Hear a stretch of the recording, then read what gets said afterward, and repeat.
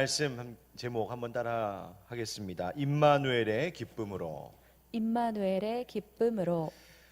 우리나라의 고령화 현상이 일본보다 더 빠르게 진행되고 있다 하는 기사를 읽었습니다. 노인들, 우리 어른들께서 겪는 여러 어려움 중에 크게 차지하는 것, 아마 상실감이라고 생각이 듭니다. 젊음과 건강을 잃은 것 같고, 사랑하는 배우자를, 또 사랑하는 가족을 잃기도 하고, 인생도 미래도 잃어버린 것 같은 그 상실감. 이런 상실감은 신앙을 가진 사람들에게도 얼마든지 찾아올 수 있습니다. 하나님 앞에서 울다라고 하는 제목의 책이 있는데, 그 책을 보니까 이런 상실감과 같은 인생 속에 겪게 되는 고통의 문제를 다루고 있었습니다. 그 내용 속에 이런 이야기를 하더군요. 사람들 중에는 상실에 따르는 고통을 자꾸만 부인하려고만 하는 사람들이 있다는 겁니다. 사랑하는 남편을 잃었는데 애써 얼굴에 미소를 지으며 사람들이 어떻게 지내느냐고 물으면 아유 좋아요, 잘 지내요 하면서 아무 일 없다는 듯이 그렇게 반응하는 겁니다. 그렇게 하는 것이 내가 더 불행해지는 것을 막을 수 있는 좋은 방법이라고 여기기 때문인 것이죠. 또 어떤 사람들은 내게 찾아온 이 아픔의 문제를 잊으려고 더 바쁘게 자기 스스로를 만들기도 합니다.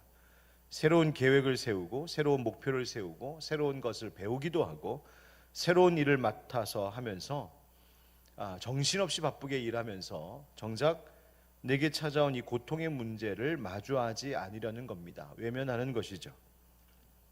하지만 고통을 애써 피하려고만 하는 것은 오히려 그리 좋은 방법이 아닙니다. 그것은 마치 수술하고 나서 상처 입었던 근육을 다시 사용하기 싫다고 고집부리는 환자와 같다라고 저자는 말합니다.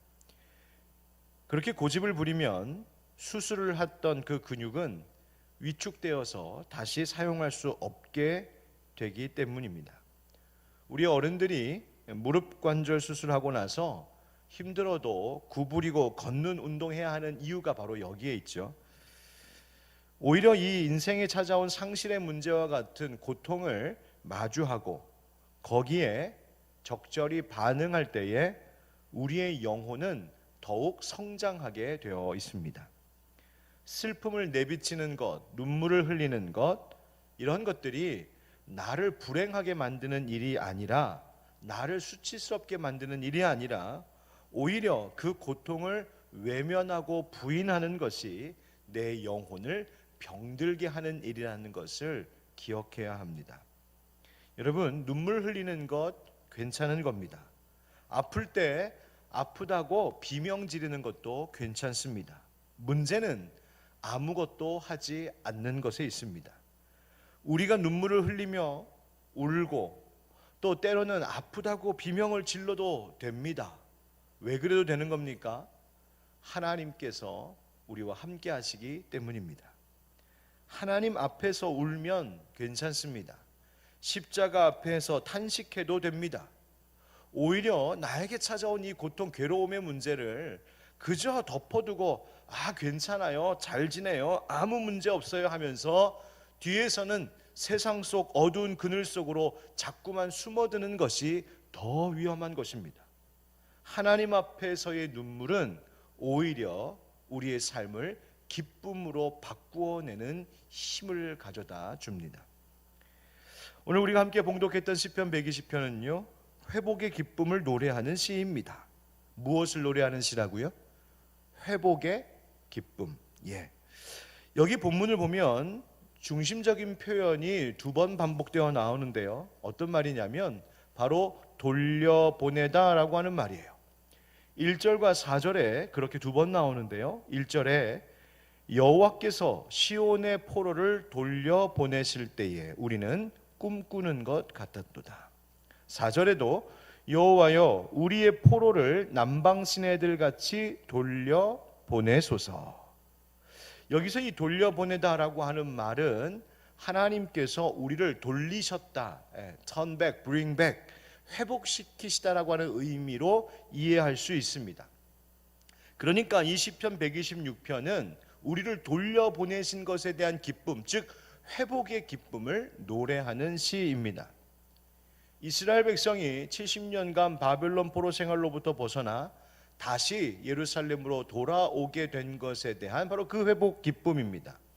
이 기쁨이 얼마나 크고 놀라운지 1절에서 시인은 우리가 꿈꾸는 것 같았도다 그렇게 말하죠. 탄성을 지릅니다.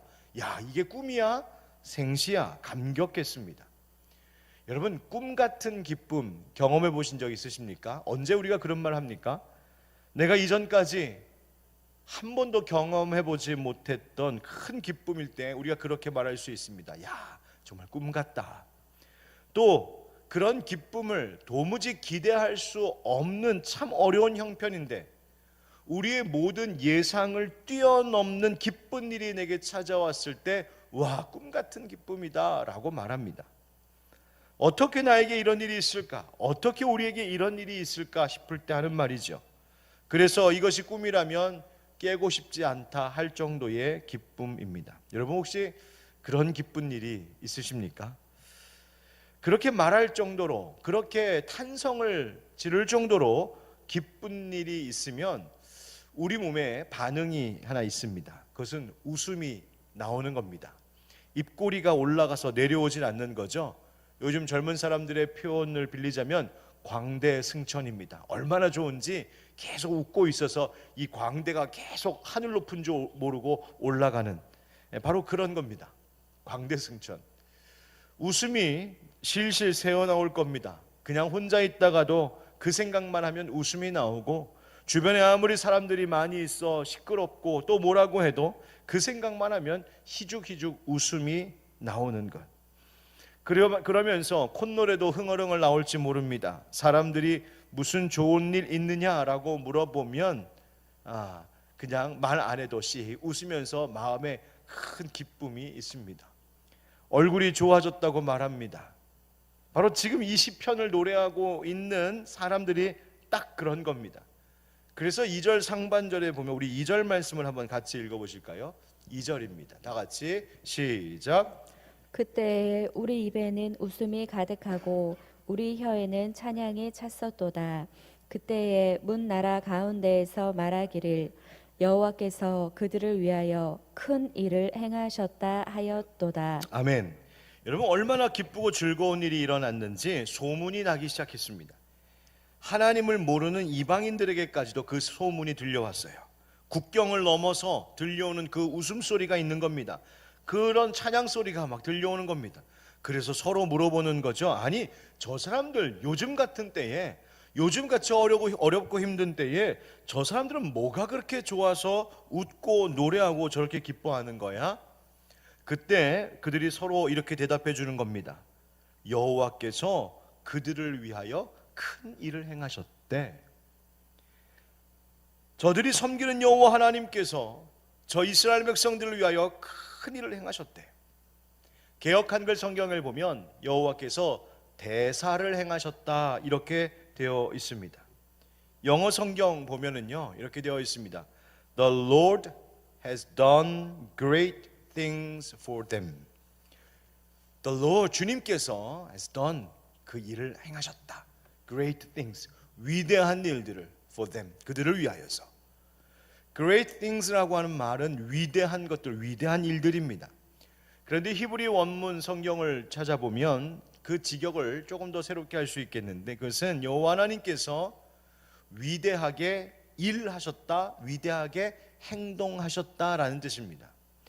그러니까 이 의미가 조금 더 가까울 것 같습니다. 무슨 차이냐 하면 위대한 일을 행하셨다, 그것이 아니라 하나님이 위대하게 일하셨다. 그러니까 일이 위대한 것이 아니라, 물론 하나님이 하시는 일이 위대한 일이지만 그 일이 위대했다는 것을 강조하는 것이 아니라 그 일을 행하시는 하나님께서 위대하심을 강조하고 있는 말입니다.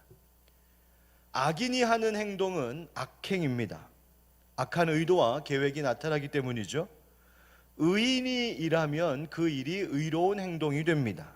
여러분, 여호와 하나님 그 위대하신 분이 일을 하셨으니 그 일이 위대한 일이 된 것입니다. 바로 그 의미입니다. 하나님의 그 위대하심이, 그 크고 놀라우심이 바로 이스라엘 백성들을 위하여 행하신 일 가운데 나타났다고 이야기하는 겁니다. 그런데 사실 생각해 보면 여러분, 하나님께서 어느 날 갑자기 짠하고 나타나셔서 이스라엘 백성들 포로로 붙잡아 두고 있던 당시 바벨론, 또 고대 페르시아 왕국, 그 왕과 사람들을 하나님께서 막 다 물리치시고, 마치 모세가 애굽에서 이스라엘 백성들을 이끌고 나오듯이 하나님께서 앞장서셔서, 혹은 적어도 하나님의 사자 천사가 앞장서서 이 이스라엘 유대 백성이 포로 된 백성들을 데리고 나오신 것이 아니었습니다. 당시에 국제 정치적 상황을 보자면 고대 페르시아 왕이었던 고레스 왕은 저 남쪽의 이집트, 바로 애굽을 정복하고 싶은 야망이 있었습니다. 그래서 어떤 정책을 피냐면 피정복 민족의 제도나 종교를, 그러니까 이 유다 백성들과 같이 자기 나라의 포로로 잡혀온 그 족속들의 어떤 제도나 그들의 신앙, 종교를 존중해주고 관용을 베풀어 줍니다. 그리고 이 유다 백성들 같은 경우는 그들의 본토인 예루살렘으로 돌려보내 그 예루살렘을 다시 재건하게 합니다. 왜요? 그 재건된 예루살렘을 발판으로 하여 다시 페르시아가 저 남쪽의 이집트, 애굽을 정복하려고 하는 그 계획 때문에 그런 정책을 펼쳤습니다. 세상이 그렇게 돌아가고 있었어요. 그런데 이와 같이 세상이 돌아가고 있는 움직임을 보면서 그 당시에 사람들이 뭐라고 말하는 겁니까? 뭘 본 것입니까? 하나님의 일하심을 본 것입니다. 위대하신 하나님이 위대한 일을 행하시는 것을 보았습니다. 야, 이건 하나님이 하신 일이다. 이게 사람이 계획한다고 되는 일이 아니다. 저 포로로 잡혀있던 유다 백성들이 노력하고 애썼다고 되는 일이 아니었다. 이거는 저 사람들이 섬기던 여호와 하나님께서 그 배후에 계신 것이다. 사람들이 세상이 돌아가는 것을 보면서 그렇게 말했습니다. 이스라엘 백성들만 그렇게 말한 것이 아니라 2절 우리 함께 읽었었던 말씀처럼 뭇 나라 가운데에서 말하기를, 이 여기서 이 뭇 나라라고 하는 것은 이방 사람들, 이교도들입니다. 그러니까 믿음 없는 사람들, 하나님 믿지 않는 사람들, 하나님을 알지도 못하는 사람들도 이 세상이 돌아가고 그 이스라엘 백성들에게 일어난 일들을 보면서 야, 이거는 하나님이 하신 일이야 라고 말할 수밖에 없었다는 거예요. 그만큼 절대로 인간적으로는 불가능하다고 생각했던 일이 일어난 것, 바로 이것이 이스라엘의 회복이었습니다. 그래서 great things, 위대한 일들입니다. 아니 여러분, 그 일이 위대하기보다 바로 그 일을 행하신 하나님이 위대하신 것이죠. 여러분, 이것이 믿음입니다. 믿음은 눈에 보이지 않는 하나님을 보게 하는 힘이 있습니다. 이 세상이 돌아가고 있는 모든 일들, 이 모든 역사 뒤에서 위대한 일을 행하시는 위대한 하나님이심을 보는 것, 그것이 믿음입니다.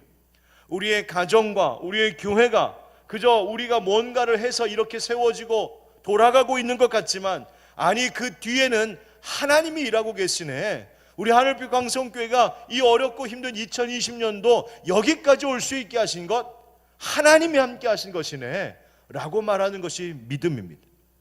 우리 집의 자녀들이 잘 자라고 있는 것 같은데 그게 부모가 잘해서 혹은 자녀들이 그저 자기들이 잘해서만이 아니라 그 이전에 하나님이 내 자녀들을 기르고 계셨구나 라고 하는 것을 보는 것이 믿음입니다.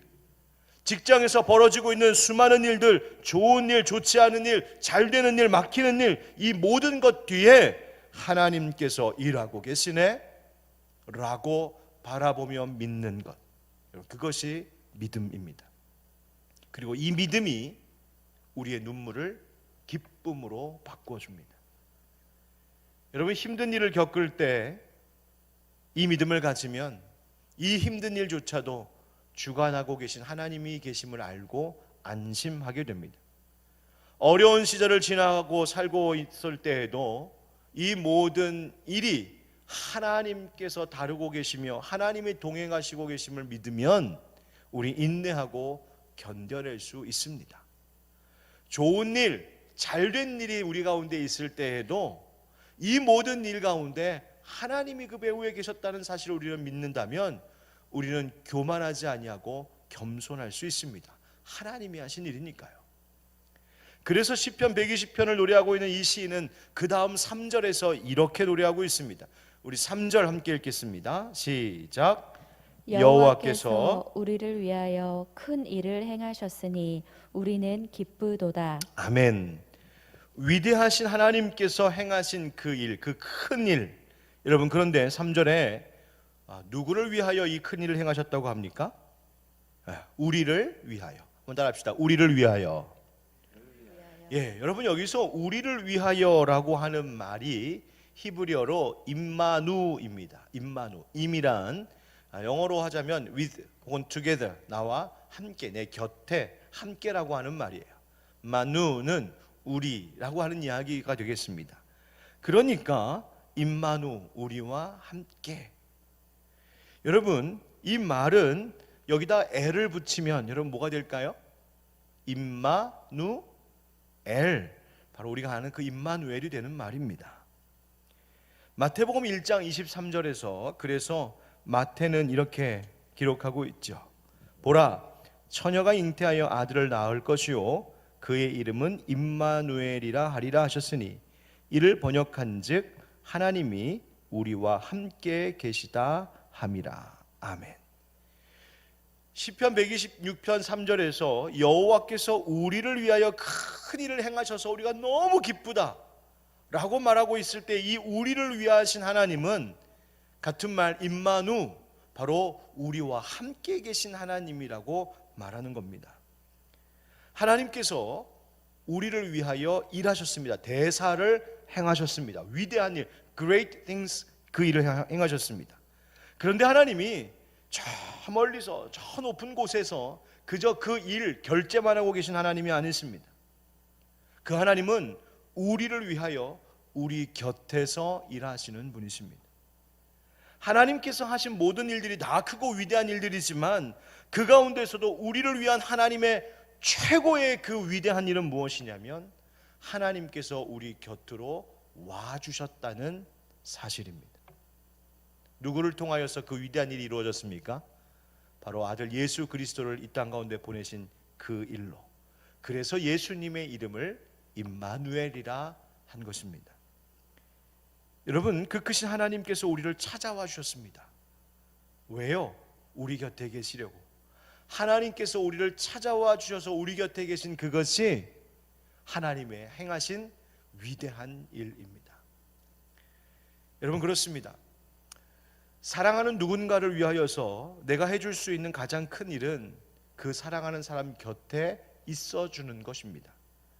사랑하는 사람이 나에게 먹을 것도 보내주고 입을 옷도 멋진 옷으로 명품으로 사서 막 보내주고 쓰라고 용돈도 막 보내주고 그렇게 모든 좋은 것들을 다 해줘도 정작 내가 그 사랑하는 사람이 나를 찾아와 주지 않는다면, 내 곁에 있어 주지 않는다면 여러분, 그것은 여전히 외로움이고 슬픔일 것입니다.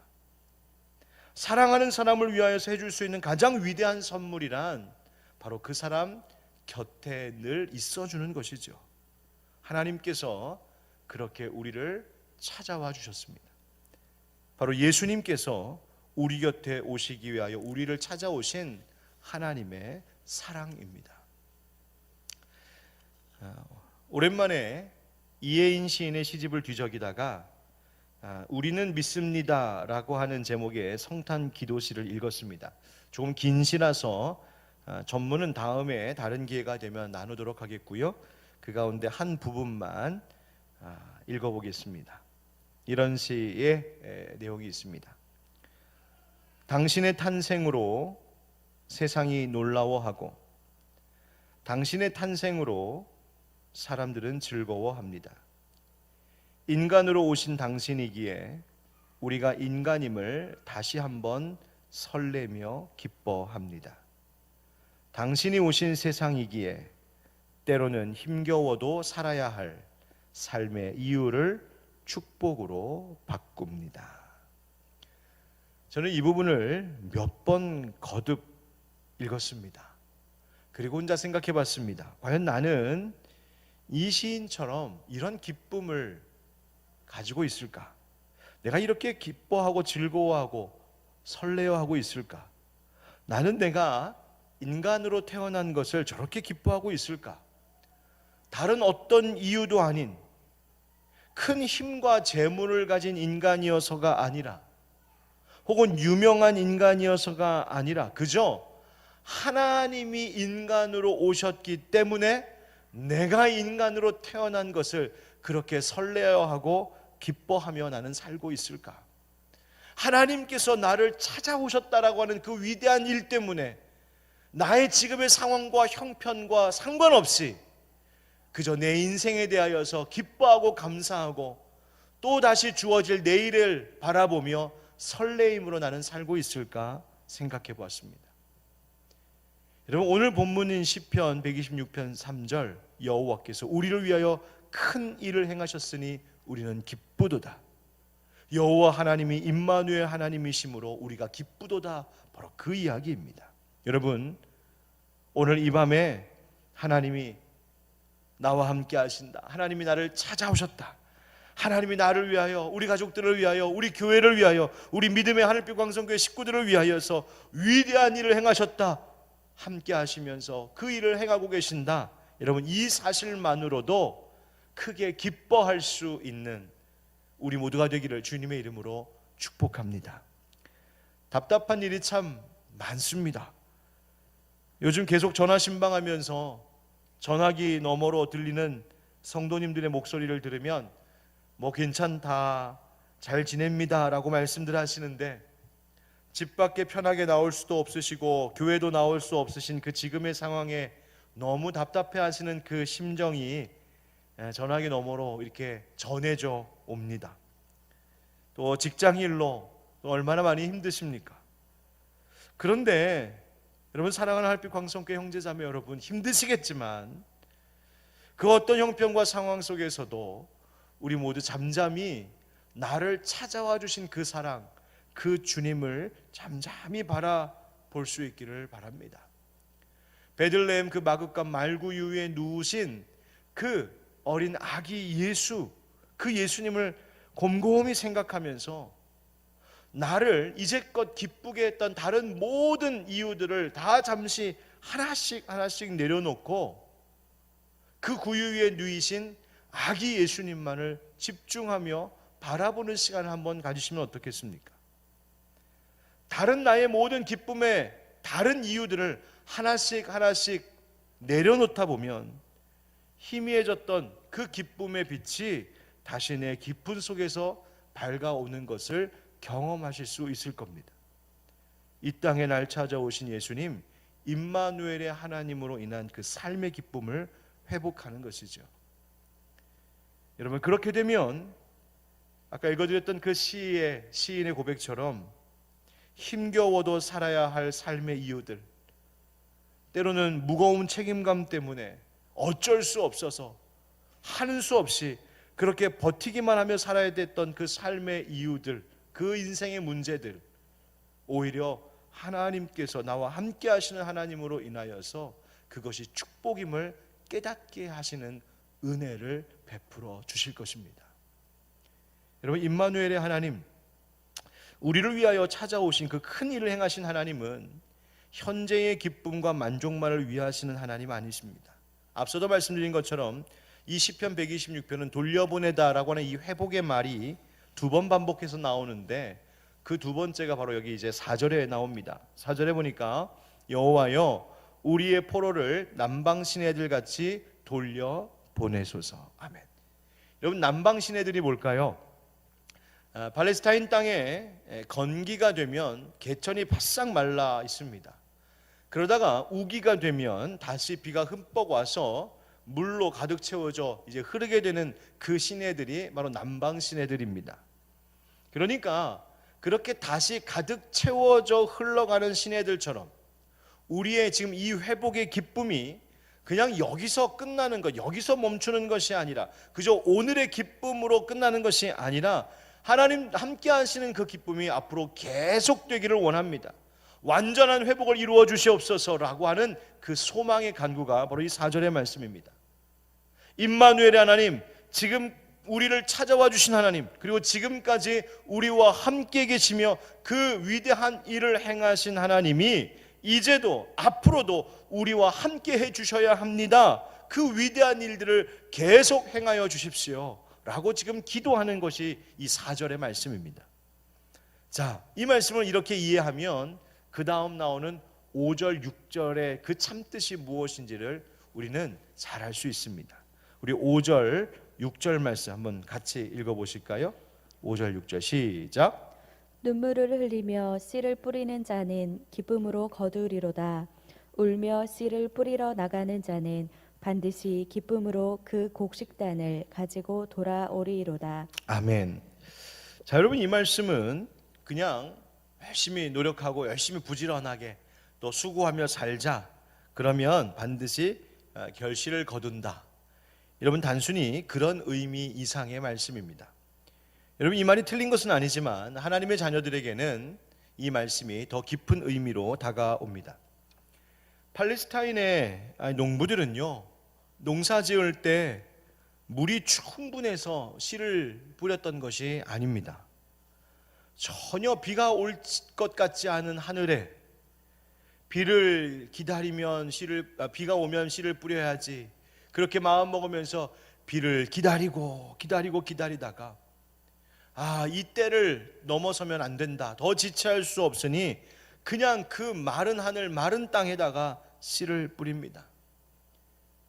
그러니 씨를 뿌리는 수고를 하면서도 눈물이 흐르는 거예요. 수고하면서도 확신이 안 서는 겁니다. 이 뿌리는 씨들, 이렇게 물도 없고 바싹 마른 땅에다 씨 뿌리면 이 씨 다 말라 죽는 것 아닌가, 어쩌나, 이 수고가 다 헛수고가 되면 어쩌나 걱정하고 눈물을 흘리는 겁니다. 그것이 바로 이 눈물을 흘리며 씨를 뿌리는 자의 모습입니다.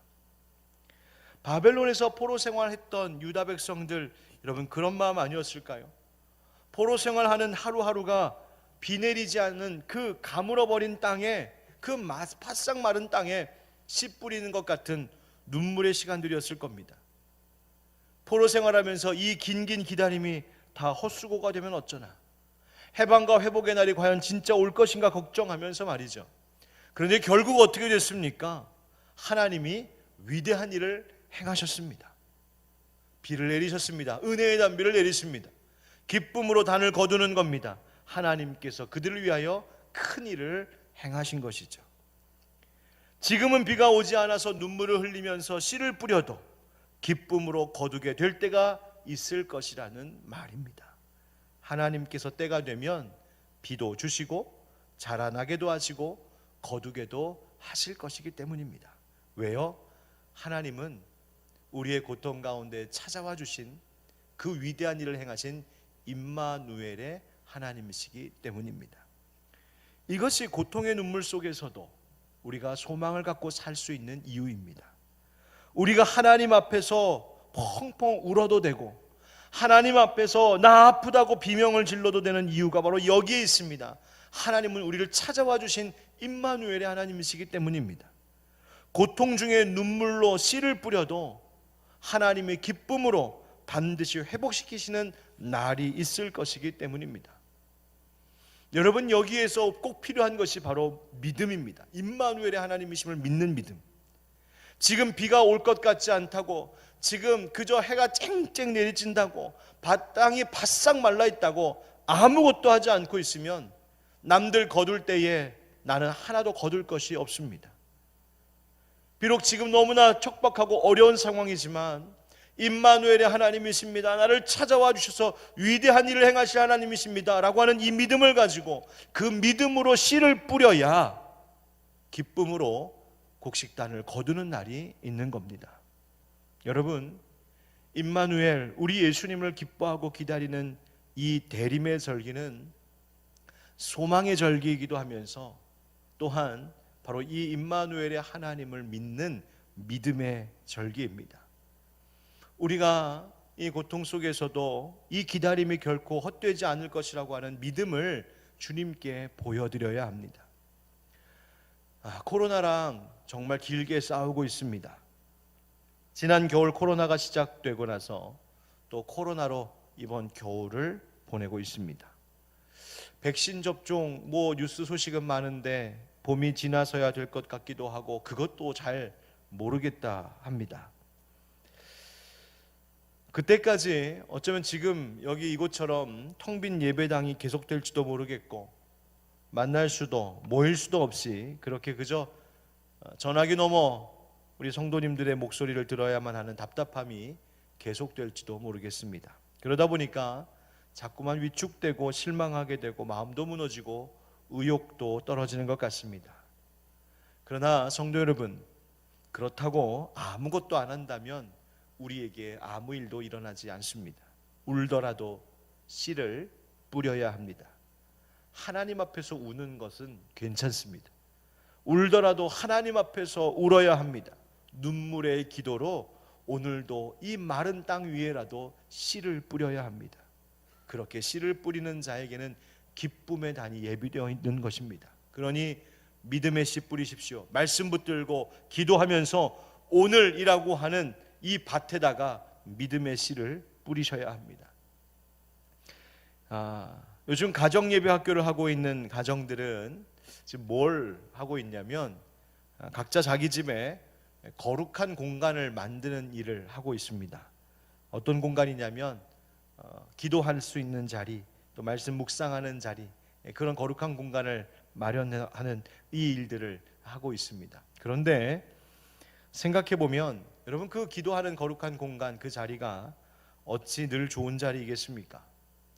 오히려 눈물로 씨 뿌리는 자리가 되지 않을까요?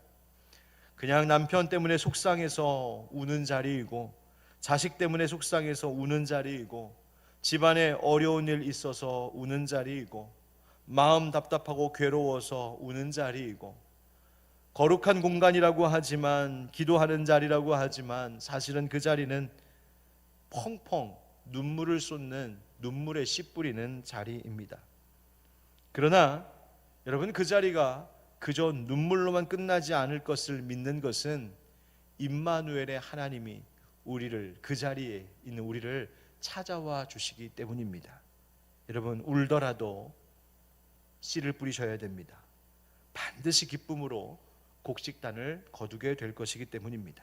오늘도 우리 오늘 이 금요 기도회에 참여하신 우리 모든 성도님들, 여러분의 삶의 모든 그 자리에, 그 고통스러운 자리에 임마누엘의 하나님이 함께 계심을 기억하시고, 그저 고통을 외면하고 덮어두고 피하려고만 하는 것이 아니라 그 고통의 문제를 가지고 주님 앞에 나아가 눈물에 씨를 뿌리며 믿음으로 기도로 서는 믿음의 백성들 되시기를 예수 그리스도의 이름으로 축원드립니다.